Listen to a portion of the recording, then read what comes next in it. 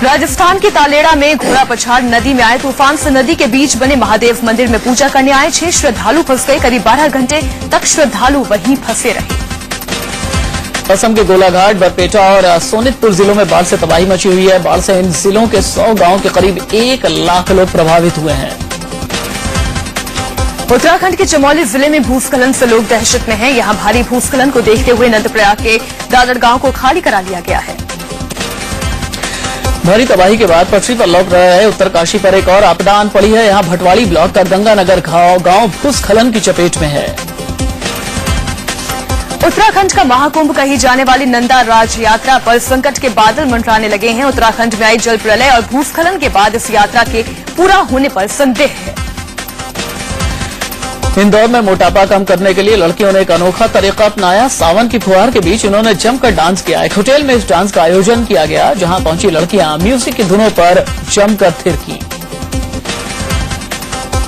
मेरठ नगर निगम में जमकर हंगामा हुआ। हाउस टैक्स के मामले को लेकर बीजेपी और समाजवादी पार्टी के पार्षदों में जमकर लात घूंसे चले। ये पहला मामला है जब मेरठ नगर निगम में इस तरह से मारपीट हुई है।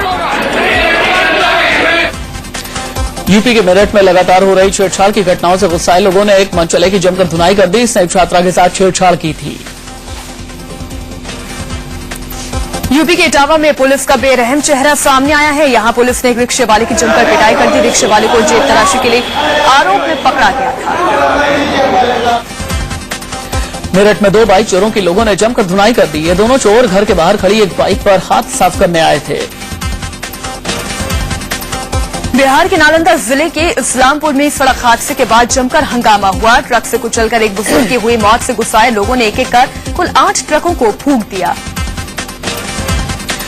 असम के कामरूप में एसआरपीएफ के जवानों और पब्लिक के बीच जमकर झड़प हुई। एक जवान ने गांव की लड़की के साथ छेड़खानी की थी, जिसके बाद गांव वालों ने आरोपी जवान को पकड़ने के लिए कैंप पर हमला बोल दिया।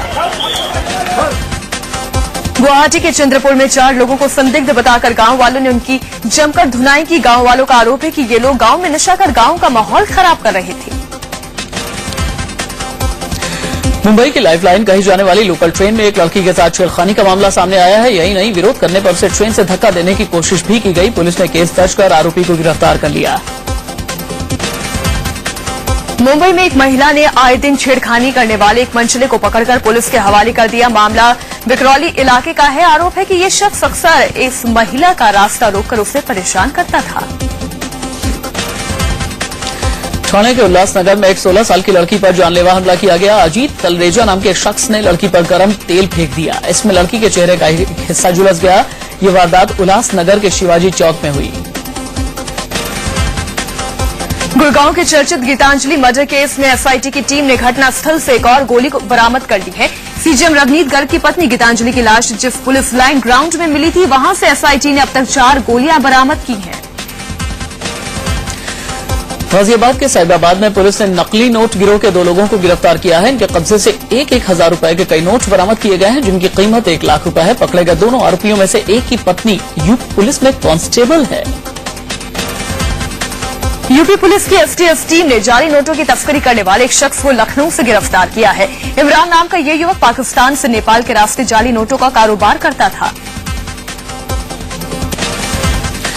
यूपी में बांदा के नवाईच इलाके में गंदा पानी से करीब 400 लोग बीमार हो गए हैं। डायरिया की शिकायत के बाद लोगों को नजदीकी अस्पताल में भर्ती कराया गया।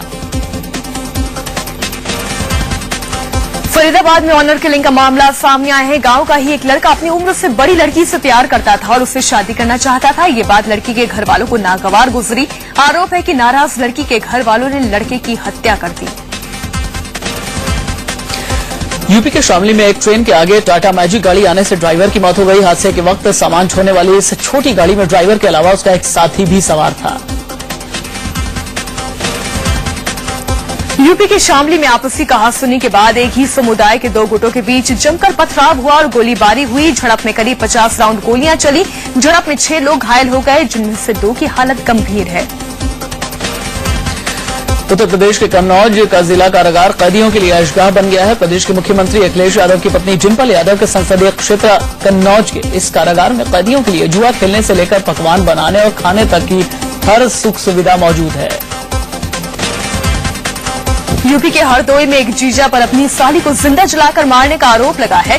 आरोप है कि वो अपनी साली से रेप करने की कोशिश कर रहा था, लेकिन जब लड़की ने इसका विरोध किया तो उसने उसे आग के हवाले कर दिया।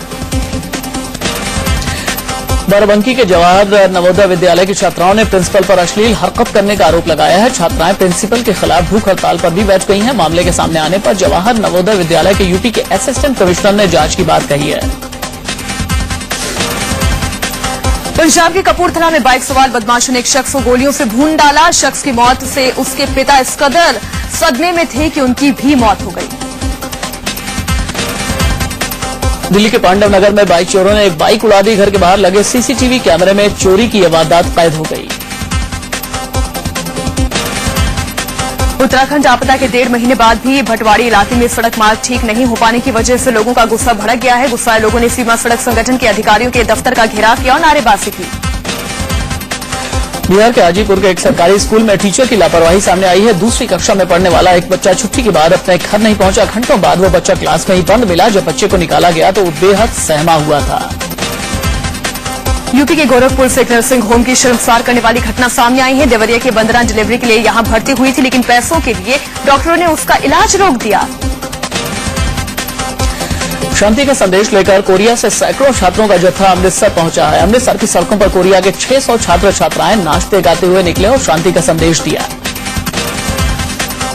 राजस्थान के ब्यावर में फिल्म डर्टी पॉलिटिक्स की शूटिंग की गई। फिल्म में अनुपम खेर, नसरुद्दीन शाह के साथ ही मुख्य भूमिका निभा रहे हैं। शूटिंग देखने के लिए लोगों की भीड़ यहां पर लगी रही। शिरडी के साईं मंदिर में आने वाले भक्तों के लिए खुशखबरी है। साईं ट्रस्ट ने देसी घी से बनने वाले लड्डू का प्रसाद अब भक्तों को मुफ्त देने का फैसला किया है।